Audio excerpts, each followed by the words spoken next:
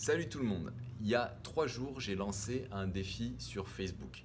J'ai proposé à des candidats d'être filmés pendant une séance de thérapie brève, dans laquelle j'utilise la PNL. Et le challenge, pendant que je filmais cette thérapie brève, c'était dans moins de 15 minutes de réussir à résoudre au moins de moitié l'espace que leur problème prenait dans leur tête et qu'ils repartent avec au moins entre 1 ou 3 solutions. Et je vous laisse découvrir le résultat. Et du coup, quand tu as proposé une problématique simple, mais justement, moi, ma problématique simple, c'est que je culpabilise face à l'argent. Si tu veux, je n'ai pas un problème pour le dépenser, parce que je ne suis pas un panier percé, père de famille, je ne dépense pas plus que par contre, je ne sais pas vendre ma prestation. Pourtant, je suis passée à 80 parce que j'estime que je vaux 80. Avant, j'étais à 60. D'accord. Donc, à certains moments, j'arrive à dire c'est 80. Mais si là, en face de moi, la personne me dit ah, c'est cher, là, je suis embutée techno. Et là, ça bloque. Donc, je vais faire des promos, des trucs, des machins pour avoir le massage. Mais non, je devrais dire non, je vaux 80 points. Tu vois ? Et voilà. Donc, ça, c'est ma problématique. J'ai culpabilisé le fait de gagner de l'argent.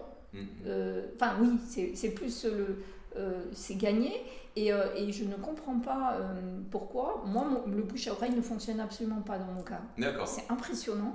Donc Voilà, donc première pause sur ce qui est en train de se passer. Là, pendant l'entretien, je me rends compte que c'est une personne qui a une intelligence en arborescence, donc qui peut être hyper créative et partir dans plein de directions en même temps. Il y a des avantages et des inconvénients à ce type de pensée, c'est qu'on peut se disperser facilement.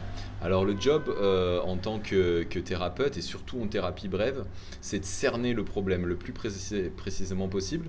Donc je me rends compte qu'elle est en train d'énoncer plusieurs problématiques, donc je vais lui demander de choisir entre quelle est la problématique pour que le travail puisse être plus efficace. Il y a quelque chose que je ne dois pas arriver à faire passer. Parce que les gens sont contents de la prestation, ils reviennent, parce que j'ai un petit fonds de clientèle qui est sympa, mais ils sont à l'ancienne tarif à 60, donc ça m'aide pas. Et ils ne parlent pas de moi, comme si c'était tabou le massage. D'accord. Tu vois ? Donc là, il y a déjà les 2 problématiques. Ouais. Donc laquelle tu veux qu'on choisisse je pense que le bouche à oreille, c'est quelque chose de beaucoup plus profond, donc il faudrait... donc on va prendre la culpabilité de l'argent et le fait de ne pas savoir me vendre, en fait. Je ne sais pas me vendre. Donc toi, tu dis que tu ne sais pas te vendre, en fait. C'est ça. Donc tu l'as écrit Oui, je l'ai écrit. Oui, donc là, pour en remettre une couche, pour m'assurer qu'il y ait bien un cadre qui soit défini et qu'on puisse optimiser cette séance le plus possible, je vais reposer le contexte et dire pourquoi on est là, le fait qu'on n'a pas aussi beaucoup de temps et on va courir 2 objectifs. On va courir après 2 objectifs. Donc je reformule ce que j'appelle, je pose le cadre, je pose le contexte. Déjà, je voulais te remercier avant toute chose de faire l'exercice. Donc c'est super. Le but, c'est de s'amuser. Ah bah oui. D'accord, ok, on va faire ça. Et on va se fixer le challenge de résumer ta problématique. Donc ta problématique, tu avais 150 mots, je t'avais dit. Ouais, mais j'en ai mis moins. Je crois que je suis dans les 20, pas loin. Super, voilà. Donc on va essayer de cadrer ça dans 20 mots. Et il y a 2 challenges. Parce qu'on n'a pas beaucoup de temps. Donc dans le temps qui est imparti, je te propose donc 2 choses. D'accord. C'est résoudre la taille du problème dans ta tête. C'est-à-dire donc je vais te poser des questions par rapport à ça. Et que tu repartes avec des solutions nouvelles. D'accord, ok. Ça te va ? Ouais, c'est parfait. Nickel. Alors vas-y, je t'écoute. Alors j'avais noté donc une forme de culpabilité face à l'argent, pas de le dépenser, de le gagner, qui fait que je n'ose pas dire que mon massage est à 80 €. Parce que 80 € c'est une somme. Bon, après 800 € dans un téléphone pour des gens c'est pas une somme. 80 € dans un internet c'est pas une, Canal+ c'est pas une somme. Et donc, au-delà de ça, alors j'avais noté la deuxième problématique du bouche à oreille, mais on passe. Donc je cherche un job en tant que salarié en mi-temps. Quand on me dit quelles sont vos revendications financières, j'ai une maîtrise de droit, j'ai des compétences, je vais dire, mais moi je sais pas, parce que comme il y a 15 ans que j'ai pas travaillé, j'ai toujours travaillé au SMIC, si j'ai le SMIC, je serais contente, quoi. Et après je me dis, mince, quoi, tu vaux plus que 7,50 € ou 7 net, 7 € de l'heure en net, quoi. Donc voilà, c'est un peu cette valeur, je n'arrive pas à me donner une valeur pécuniaire, à donner une valeur pécuniaire à mes compétences. D'accord, tu n'arrives pas à donner une valeur pécuniaire à tes compétences. Voilà, ça c'est la problématique de départ. Ok. Parce que j'en ai. Mais évidemment, comme nous tous. Mais c'est comme si je culpabilisais. Je culpabilise. Comme si j'avais pas le droit de revendiquer cette somme-là. Tu vois. D'accord, comme si tu n'avais pas le droit de revendiquer cette somme-là. Ouais, tout à fait. Donc là, on est à peine à quelques minutes du début de l'entretien, mais elle a déjà trouvé sa solution. Simplement, c'est inconscient. Moi, j'ai remarqué, donc je jubile intérieurement, je suis super content, mais je ne peux pas montrer parce que il va falloir que je l'amène à conscientiser sa solution. Ok. Tu dirais que tu as ce problème depuis quand? Donc ce problème je l'ai toujours eu, moi. Toujours eu, c'est-à-dire à 2 ans, tu avais ce problème? 2 ans, c'est un peu petit. D'accord. J'ai toujours dit que je n'étais pas commerçante. Tu as toujours dit que tu n'étais pas commerçante, ok. C'est-à-dire que je vais savoir te vendre mon massage ou une prestation, quelque chose en quoi je crois et qui est pas de l'escroquerie. Je ne suis pas capable de te vendre une encyclopédie à quelqu'un qui ne sait pas lire. J'entends bien. Mais donc voilà, donc je sais le défendre. Mais je mets de la passion et tout. Et quand il faut signer le mandat, le chèque, je suis une gamine. Donc ça c'est intéressant. C'est intéressant parce qu'on est déjà en train d'affiner le problème. Donc finalement, ça a toujours été, le problème n'est pas véritablement que tu n'arrives pas à te vendre, si j'entends bien, mais c'est au moment où tu dois dire encaisser. Voilà. Ok. Et j'ai travaillé en recouvrement de créances pendant 5 ans, quand même. Donc, j'appelais les gens qui avaient des dettes, etc. Je passais des accords avec eux. Ça pouvait être des montants, à l'époque, on était en francs. Ça pouvait être du 50 francs à du 100 000 francs. J'ai recouvré. J'avais aucun problème. Et après, quand un client me disait « Oh là là, mais vous êtes un cabinet en recouvrement, oui, ça m'intéresse », je leur parlais de la prestation, etc. C'est moi qui faisais le boulot, donc je le savais. J'étais incapable de leur vendre le mandat en leur disant il est excellent. Donc ton exemple, il est excellent. C'était donc il y a 30 ans que je travaillais. Alors, première question que je veux te poser, c'est quelle est la place que ça occupe dans ton esprit aujourd'hui comme souci, comme préoccupation? Est-ce que tu penses souvent à cette problématique? Oui, parce que ça me met en difficulté. J'ai divorcé il n'y a pas longtemps, je suis partie avec une très très grosse somme d'argent, vraiment très grosse, mais on est sur la Côte d'Azur, et j'avais 2 enfants, que j'ai toujours, donc un appartement, etc. Ça a fondu comme neige au soleil, c'était ma retraite. J'ai jamais travaillé vraiment, puisque j'étais femme au foyer d'un pharmacien, donc si tu veux, j'aurais pas de retraite. Donc j'aurais pas de retraite, j'ai 55 ans, j'ai encore 20 ans pour essayer de sécuriser un toit. Voilà. Alors, ça me fait un peu peur, parce que je voudrais pas être à la charge de mes enfants. Et d'un autre côté, et que tout le monde me met la pression, pourquoi t'as pas acheté? J'avais 400 000 balles quand même. Pourquoi t'as pas acheté? J'étais mal conseillée, mais j'ai accepté d'être mal conseillée. Oui, bien sûr. J'ai toujours dit que j'avais pas l'âme d'un propriétaire. Le ciel m'a écouté, je suis pas propriétaire, donc ça j'en ai conscience. Mais tout le monde, les gens me font peur en fait, alors qu'au fond de moi, je sais très bien que je vivrai de mon activité, que j'en vivrai bien, et que le ciel me donnera toujours de quoi avoir un toit ou avoir de l'argent pour manger. Donc, au très fond de moi, je ne me fais pas de soucis, mais il y a quand même une part d'inquiétude parce que les autres me mettent en position insécure en me disant tu te rends compte, t'es inconscient. Et cette part d'inquiétude, en fait, donc elle se manifeste par des pensées dans ta tête, j'imagine, donc des phrases que tu te dis. Et oui, et du coup, une peur quand même qui est au fond de moi. À quel moment? Est-ce que ça revient à des moments réguliers dans la journée? Non, je pense pas. Ça serait pas la plus importante. Dans la journée, c'est pas... Donc à un autre moment? Peut-être que quand mes enfants vont me parler, ou je suis sur Pôle emploi, oui maman, t'as un job, maman tu cherches, maman tu...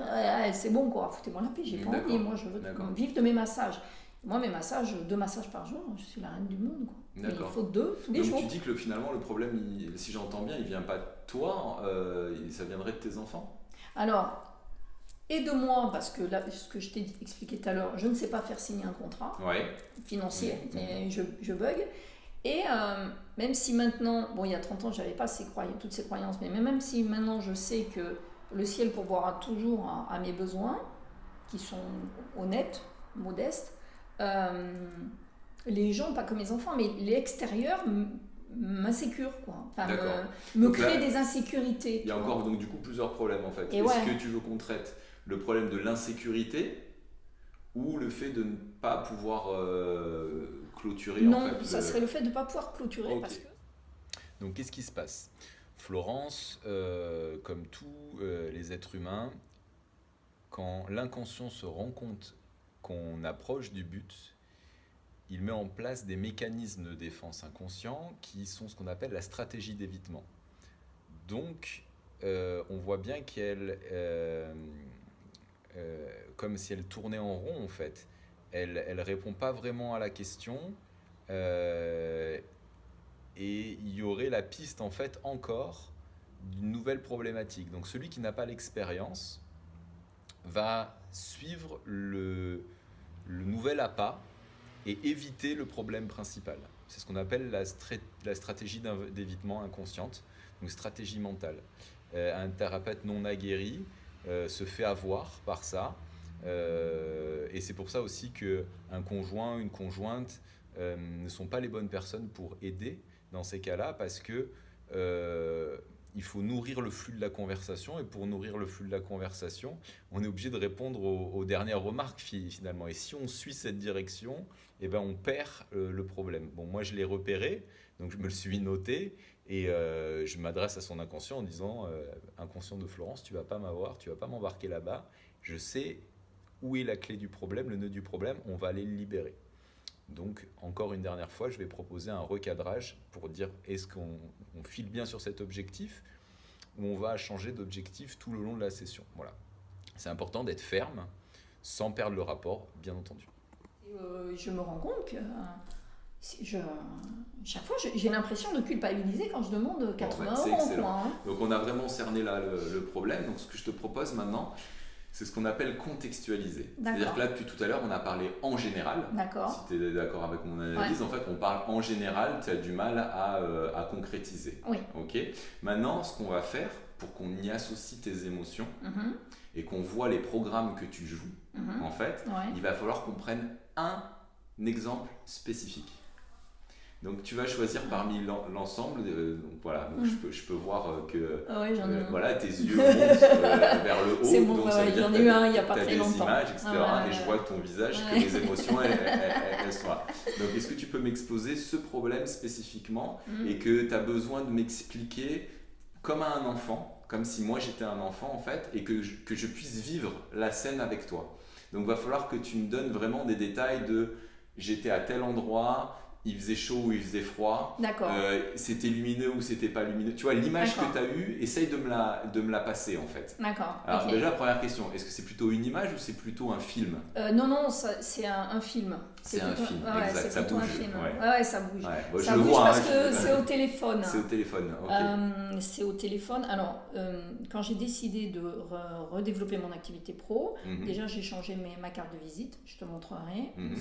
Maintenant c'est explicite, avant c'était très classieux, machin et tout. Tu savais pas trop. Alors, si je vendais... direct juste à ton exemple. Alors, autre technique bien connue des thérapeutes et des mécanismes de défense de l'inconscient, c'est de noyer le poisson dans plein de détails. Donc, recadrage, bienveillance et fermeté. Donc, je distribue mes prospectus dans des quartiers, mais je cible. C'est-à-dire, je cible des villas où il y a de l'argent. Des quartiers chics. Sur Mougins, puisque j'habite Mougins. Et le Cap d'Antibes. Bon. Et un monsieur m'appelle, me dit voilà, je voudrais un massage, j'ai besoin de 2 masseurs. C'est au téléphone. J'ai besoin de 2 masseuses. Tu es où? Donc pourquoi je lui pose la question tu es où à ce moment-là? Parce que il y a quelque chose qu'on apprend en PNL, c'est qu'en fonction de où on positionne ses yeux, on est en train de chercher de l'information. Si je regarde par exemple en haut, à gauche ou à droite, je fais appel à mon visuel, mon imaginaire, ce qui est à l'intérieur de ma tête. Donc je sais que si la personne regarde en l'air, elle est en train de voir une image dans sa tête ou une vidéo, quelque chose de visuel qui passe dans sa tête. Mais en fonction de si on regarde à gauche, en haut à gauche ou en haut à droite, ça va être du visuel construit ou du visuel mémorisé. Qu'est-ce que ça veut dire? Le visuel construit, c'est quelque chose qu'on invente, donc c'est de l'imaginaire, et le visuel mémorisé, c'est quelque chose qu'on a déjà vécu. Comme elle ne valide pas le fait que elle a une image interne à ce moment-là, je lui demande « tu es où ?» parce que pour moi, elle n'est pas en train de visionner l'image qu'elle me dit, vraiment. Et vous allez voir le résultat. Je suis chez moi. Tu es chez toi, au téléphone. Assise? Elle n'a toujours pas positionné son regard qui me donne la preuve qu'elle est associée à l'image interne. Donc je lui demande vraiment de se mettre dans la situation. C'est pour ça que je lui demande, t'es assise ou t'es debout? Ça, c'est la force à vérifier quelle est l'image qui est dans sa tête et vous allez voir le résultat. J'étais même à la plage avec mes filles. Tu vois, j'ai besoin en fait vraiment du contexte le plus J'étais à la plage possible. avec mes filles et donc je vois que sur mon téléphone, j'ai un double carte SIM. Je vois que c'est le numéro pro. C'est un numéro que je ne connais pas. Je réponds. Bonjour Florence, oui bonjour, voilà, j'ai eu votre plaquette dans ma boîte aux lettres, je suis intéressée, ça serait pour 2 massages, est-ce que vous pourriez me parler de vous? Donc marketing, nickel, voilà. Là tu as fait vraiment ton travail de marketing. Et d'abord, il me dit, quel est votre tarif? Et moi je dis 80, parce que c'est 80. D'accord. Bon. Question, comment tu te sens au moment où tu dis 80? Essaie de te souvenir. Alors, je suis contente, et après... Je lui dis, mais où êtes-vous? Il me dit, je suis à... Au moment où tu dis 80 €, tu es contente, c'est ça? Oui, je suis contente. D'accord. Je suis contente parce que c'est ma prestation. Ouais, voilà. D'accord. Je suis honnête avec moi, Okay. Tu vas sur mon site, c'est 80, je ne mens pas et tout. Parce que c'est pénible de changer les tarifs, on y passe en attente. Et je suis cohérente avec moi-même, je suis à 80. Et là, à ce moment-là, il me dit, ok, je suis à Cap d'Antibes, est-ce que vous pouvez venir à deux masseuses? Cap d'Antibes, je peux demander plus. Donc je lui dis, ok, pas de souci, je me débrouille. Je trouve une collègue. Et elle me dit, ok, je viens. Je lui dis, je te prends pas de com, je te donne les 80. J'ai demandé 80, je te donne 80. Je ne vais pas te faire de l'argent sur toi, contrairement à d'autres collègues qui le font. Et elle me dit, ah, t'es bête, Cap d'Antibes, t'aurais dû demander 100 ou 110, il aurait pu payer. Et là, je me dis, t'es une couille. Bon, je lui réponds, tu sais, moi, je préfère, même les gens riches, je préfère leur demander 80 et qu'ils me donnent 20 de tips, plutôt que leur demander 110 ou 120 et qu'ils disent ah oui non c'est un peu cher, voilà. Donc c'est vrai que quelque part c'est mon choix, mais il y a toujours quelqu'un qui me dit ah t'es bête, t'aurais pu demander plus quoi. D'accord. Et du coup alors que je sais très bien, je distribue à la Valmas, que je distribue dans des villas de milliardaires. Et en quoi c'est un problème le fait que les autres te disent que t'aurais pu demander plus? Mais parce qu'elles osent et elles l'ont.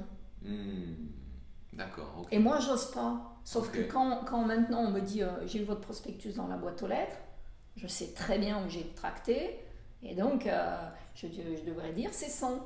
Mais s'ils vont sur le prospectus, sur mon site, c'est 80. Et je ne peux pas mentir, moi, je ne sais pas faire. D'accord. Pour moi, c'est du mensonge et je ne sais pas faire. Exactement. Mais là, en fait, tu me parles de ce que j'entends. En fait, tu es en train de me dire mon problème, c'est que je suis honnête. Bah ouais. Oui. Ou dans ces cas-là, je supprime mon site internet, quoi. Bah écoute, moi je trouve que c'est une énorme qualité en fait que tu as. C'est plutôt les autres qui devraient s'inspirer de toi. Ouais, peut-être pas, mais ouais, peut-être. Je sais pas. Peut-être que le problème n'est pas du tout là où tu crois. Hein. Peut-être que le problème, ça serait que tu devrais moins écouter les autres.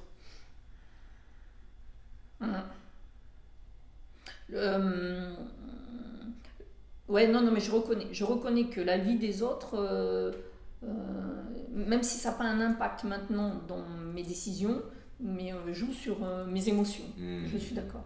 Okay. Ça, c'est très important parce que comme j'ai peu confiance en moi, la problématique, c'est que j'aurais besoin d'un aval. Et non, pour moi, c'est mince, t'as mal fait les choses, quoi. D'accord. Voilà. Et pour toi, l'honnêteté, c'est une valeur ou c'est un défaut? Ah, c'est une valeur. C'est une valeur. Ah ouais, c'est une valeur. C'est une valeur très précieuse qui est magnifique. Ah ouais. Est-ce que tu crois que l'honnêteté, ça paye sur le long terme? Alors très long, hein. Ouais. Parce que... Mais est-ce que tu penses qu'il vaut mieux être malhonnête qu'honnête? Non, je pense pas. Je pense pas, mais bon, à être trop honnête... J'aime pas l'expression trop beau, trop con, hein, parce qu'au bout d'un moment, il faut ouvrir les yeux, mais c'est vrai que dans une vie antérieure, j'ai vécu 5 ans avec un escroc qui m'a ruiné. Mais bon, parce que j'avais un truc à régler, donc... Mais en quoi le fait d'être honnête, qu'est-ce que tu penses du fait d'être honnête? Quel est le lien que tu fais entre l'honnêteté et ton problème? Puisque le problème, si tu dis tu n'arrives pas à donner une valeur pécuniaire à tes prestations. Or, on voit déjà que tu donnes une valeur pécuniaire à tes prestations. Puisque tu dis que c'est pas gratuit. Oui, non, c'est donc, pas gratuit. Si tu dis 40 euros, tu es à l'aise. Ben non. Non. Excellent. Non. 80 euros, tu es à l'aise. Oui, 80 100 euros. Je sais pas. Autant pour le 40, je réponds honnêtement. Le 80, je te réponds honnêtement. 100, je sais pas. Alors on va revenir dans J'aurais du mal. Je pense qu'à dire 100, après j'ai aucun scrupule. Hein. J'ai un client qui est blindé de chez blindé. Lui, c'est 200 balles, mais ça fait 3 ans que ça dure. Alors là, on voit qu'il y a quelque chose qui est vachement intéressant dans ce que tu dis. Vachement intéressant. C'est en fait, en PNL, puisque là on utilise la PNL, en fait, il y a ce qu'on appelle la référence interne et la référence externe. C'est-à-dire qu'il y a des gens qui prennent des décisions par rapport à l'environnement externe. Et d'autres par rapport à ce qu'ils ressentent intérieurement, fermement en fait. Et ce qui est intéressant dans ce que tu me dis, c'est qu'on voit qu'en fonction des personnes qu'il y a autour de toi, tu pratiquerais une tarification différente. Or, ce que tu vaux, c'est toujours la même chose. Oui. Donc c'est vraiment à toi de définir un prix dans lequel tu es OK avec toi-même. Et j'ai envie de te dire, ce n'est pas parce que quelqu'un peut payer plus cher qu'il doit payer plus cher. Parce qu'il doit payer la juste valeur de ce que tu vaux. Ça, je suis d'accord. Mais ce client, c'est particulier, parce que c'est un massage très particulier. D'accord. Donc, je fais du tantra, donc voilà. Comme je n'ai Ben, pas envie de le faire spécialement, je me dis, voilà, c'est un accord entre lui et moi. Hein. Okay. Mais c'est le seul, si tu veux. Mais sinon, je suis à 80. Mais ces gens du Cap d'Antibes, un dimanche cet été, il y a une famille de Parisiens qui sont arrivés dans la villa. La dame m'a appelé le matin. Quand j'ai dit 80, j'ai pas eu le réflexe de lui dire, vous savez, vous pouvez venir tout de suite. Hein. J'ai pas eu le réflexe de lui dire, vous savez, c'est dimanche, quoi, donc ça va être 100. Et une fois que j'ai dit le prix, en plus, c'était des gens de confession juive, donc 80, c'est... Donc à ce moment-là de l'entretien, j'avoue, je suis un petit peu perdu. Il y a beaucoup d'informations qui arrivent. Florence, c'est quelqu'un qui a un débit de parole qui est assez important, normal, parce qu'elle est très visuelle. Voilà. Et je me demande en fait à l'intérieur de moi comment je vais réussir à faire le lien, parce qu'à chaque fois que je m'approche de là où je veux l'emmener pour qu'elle puisse faire une conscientisation, j'ai des stratégies d'évitement qui se présentent. Donc à ce stade-là, je ne sais pas encore ce que je vais faire. Ça ne lui est pas venu à l'idée. Et j'y suis allée 2 fois. Et chaque fois, elle me grappille une demi-heure et tout pour elle. Mais bon, c'est un détail. Et une fois que j'ai raccroché, je dis, mais Flo, on est dimanche, quoi. C'est pas parce que tu le fais, parce que je suis seule, j'ai pas d'enfants, mes enfants sont loin, j'ai pas de compagnon. Mais c'est dimanche, dis aux gens, oui, je viens, oui, mais c'est dimanche. Donc, comprenez que ça va être... allez, t'es pas obligé de me demander 100, mais bon, c'est 10 euros de plus, quoi. Mais j'ai pas ce réflexe. Donc t'as pas ce réflexe. Donc j'ai pas ce réflexe de pécunier en fait, parce que quand on me dit j'ai besoin d'un massage, oui ok j'arrive quoi. Bon sauf le soir, en fonction des heures, il faut pas de pousser non plus. Mais c'est vrai que donc j'ai pas. Qu'est-ce que tu aimerais être capable de faire? Parce que maintenant je pense qu'on a bien cerné le problème. Être capable de réagir plus vite si c'est un dimanche, de dire vous comprenez c'est dimanche c'est 90 ou c'est 80 points quoi, et pas dire pour la fête des pères on fait 40 ou 50%, non point, on fait 10%, mais je me brade pas, je veux pas me brader et je veux rester sur ce 80. D'accord, donc si on revient sur le problème en fait où on avait pris quelque chose de spécifique. Donc Oui. on va vraiment contextualiser et D'accord, rester bien ok. spécifique. D'accord, oui, Donc oui. tu es sur la plage. Oui. Il y a le téléphone qui sonne. Tu vois que c'est marqué que c'est un numéro pro. Ouais. Donc tu dis je réponds. Ouais. Là la personne, donc qui est un homme, Ouais. te dit voilà, je suis tombé sur vos prospectus, j'habite Cap d'Antibes. Et là qu'est-ce qu'il dit ensuite? Ah ben il était d'accord. D'accord. Mais bah tu oui. l'as pas, il te demande tes tarifs. Il me demande mes tarifs. Voilà. Je lui dis 80, on peut Alors, être de masseuse. À oui. quel moment commence le problème? À ce moment, est-ce que la situation est un Non, problème? pour moi, bah non.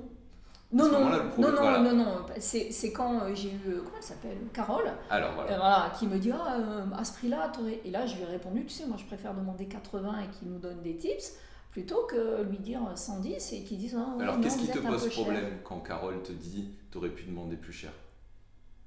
Parce que elle a l'habitude de masser ce genre de clientèle et peut-être que ces gens, peut-être que c'est moi qui crois que ces gens à 110 ils prendront pas, alors qu'ils prendront. Je sais pas. En fait, je sais pas. Je trouve qu'il n'y a pas de règle. Mais qu'est-ce qui te pose problème? Parce que au moment où tu lui annonces le tarif, émotionnellement, t'es bien. Ah oui, avec Voilà. le monsieur, parfait, Très bien. tout se passe bien en Et plus. quand Carole te dit t'aurais pu prendre plus, je me suis dit, Qu'est-ce que tu te dis? t'es bête, ouais, c'est vrai, t'aurais peut-être dû. D'accord. Mais par contre, je lui ai argumenté, je préfère demander 80 et avoir un tips plutôt que 110 et pas l'avoir et ne pas avoir le massage. D'accord. À 80, je sais que c'est une clientèle, je suis sûre de les avoir. C'est certain. Parce que je ne les prends pas pour des banquiers. Je Donc, vois l'humain. Est-ce que de dire que tu n'arrives pas à donner des valeurs pécuniaires à tes prestations, la problématique s'applique là à ce problème? Tu as dit 80 €, c'est passé. Moi, c'est la valeur que je me donne. Ok. Après, peut-être que cette personne... Ah ouais, je sais pas. Et après, on a discuté avec Carole justement, et elle me parlait d'une fille qui, elle demande 100, et elle me disait, oh là là, mais comment elle fait pour demander 100 et tout, elle vient d'arriver sur le marché, c'est trop, elle n'a pas la valeur et tout. Bon, moi, je peux argumenter, mais en attendant, si Carole avait été contactée pour le Cap d'Antibes, elle demandait 110. Parce que géographiquement, ici... Bon, ultime tentative d'essayer de reconnecter. Il y a beaucoup de stratégies d'évitement, mais il faut être persévérant et pas lâcher parce qu'on ne sait pas exactement à quel moment ça va déclencher. Alors je continue, je recadre patiemment, je recadre. Et qu'est-ce qui va se passer? On va voir. Ouais, c'est un problème pour toi le fait que Carole demande 110 et que toi tu demandes 80? Je perds 30 €, mais bon... Il y a 30 € d'écart. Alors qu'est-ce qui te pose problème? Est-ce que c'est réellement un problème? Non. Non, je pense pas. J'ai tellement perdu d'argent, moi. Et puis, non. Alors est-ce que parce qu'on trouve dans cet exemple, finalement, on n'a ouais. pas trop l'impression que ça te pose problème, quoi, en fait, puisque tu es à l'aise avec ta somme de 80 €. Ce qui fout un petit peu le bordel, c'est quand il y a quelqu'un d'autre qui te dit t'aurais pu demander plus, Ouais. où tu es déstabilisé mentalement et émotionnellement à ce moment-là. Ouais. Mais avant ça, tout est ok. Alors est-ce qu'il y a d'autres cas où tu as du mal à... Est-ce que tu as un autre exemple à me donner en fait? Où tu aurais du mal à justement donner une valeur mes clients, j'ai des clients récurrents. Donc là les amis, comme vous pouvez voir sur la vidéo, je suis un petit peu désespéré parce que j'arrive pas à trouver le moyen, j'arrive pas à trouver la question qui va pouvoir connecter ce que j'ai compris qui était le problème et le faire conscientiser à Florence. Alors là, je regarde mon cahier de notes où j'ai mes listes en fait de questions de métamodèles, ce qu'on appelle des questions de métamodèles en PNL, qui vont permettre à la personne, donc à Florence, de faire une prise de conscience. J'en ai essayé déjà plusieurs, mais elles n'ont pas fonctionné. Alors là, je vais en tenter une ultime. Vous allez voir. Je les laisse à l'ancien prix. Ah d'accord. J'arrive pas, et pourtant il y en a qui n'ont pas les moyens, donc je veux pas que ça les pénalise, parce que déjà 60 € c'est beaucoup pour certains, donc je veux pas les pénaliser. Et même si 20 € c'est rien, tant pis. Enfin, c'est 1 heure quand même, donc dans ces cas-là je les reçois à la maison, je vais pas chez eux, donc voilà, okay. je gagne en essence et tout. Mais j'ai réalisé il y a pas longtemps, j'ai massé un copain. Donc j'ai la question déjà, mais elle est en train de parler. Donc il faut que j'attende le moment qui est juste pour pouvoir placer la question. Donc j'attends patiemment pour pouvoir placer la question fatidique. Sinistre et qui a beaucoup d'argent. Et quand il m'a dit c'est combien, je lui ai dit, tu sais bien, c'est 60. Et là, j'étais là, mais Flo, t'es con. Une fois que tu l'as dit, c'est ça? Ouais. Une Une fois que c'est sorti, en moi, Flo, alors, arrête. quel serait ton objectif du coup? Mais d'être en capacité de m'affirmer, voilà, c'est 80, c'est 80. Donc t'aimerais, vas-y, essaie de me le formuler. J'aimerais être capable de dire, même à des amis que je masse, écoute, moi maintenant c'est 80. Quoi. Ok, et qu'est-ce qui t'en empêche aujourd'hui? J'en sais rien. Question placée. Qu'est-ce qui t'empêche de dire une forme à des amis? Pas de culpabilité. Je sais pas. Je sais pas. C'est pas identifié encore. Si demain, on va essayer d'identifier. Si demain, donc ton objectif serait de dire à quelqu'un, donc demain, mes prestations, c'est mon massage, c'est 80 €. Ouais. Ben peut-être de le perdre. Oh, ouais, ok. peut-être. Ok. Peut-être de le perdre. D'accord. Quand même, si je le dis à ce fameux pisciniste, si je lui dis non, je le perdrai pas.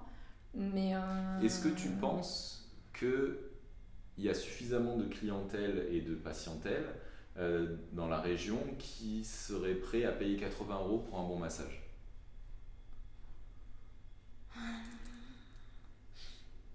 Pour moi, oui. Ok. Pour moi, oui. D'accord. Oui. Qu'est-ce que tu crois dans le fait de perdre un client ou un patient? Parce que ça fait 6 ans que je suis en activité et que j'ai quand même du mal à décoller. Bon, après, je ne me suis pas non plus donné les mêmes moyens pendant les 6 ans, attention. Pendant 5 ans, je pensais que ça allait me tomber dessus et voilà, j'avais du mal à communiquer. Donc, c'est suite à mes 10 séances de coaching, ça y est, bon, j'ai changé mes prospectus, je les distribue. Maintenant, j'ose les donner. Donc, est-ce que tu sais que souvent, plus tu augmentes le prix de ta prestation, plus tu attires des clients? Je sais. Et oui, parce que ça fait sérieux.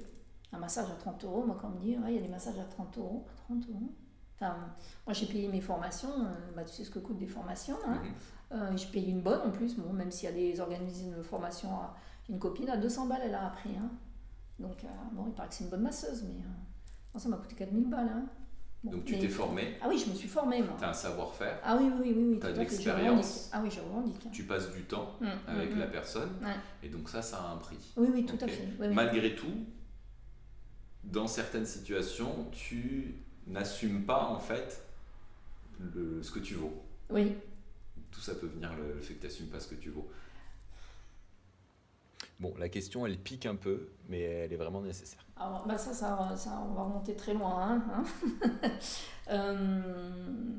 Du fait que j'ai été formatée par un très gros trauma, hein, à l'âge de 10 ans, où mon père, une veille de Noël, m'a dit que je ne méritais pas d'être aimée, donc mon père, et que je ne méritais pas d'être avec eux à Noël. Donc, dans mon cerveau d'enfant, je ne méritais pas de recevoir des cadeaux pour Noël. Donc, il a pris ma sœur, qui avait 2 ans de moins que moi, et moi, il m'a planté sur le trottoir avec mes valises.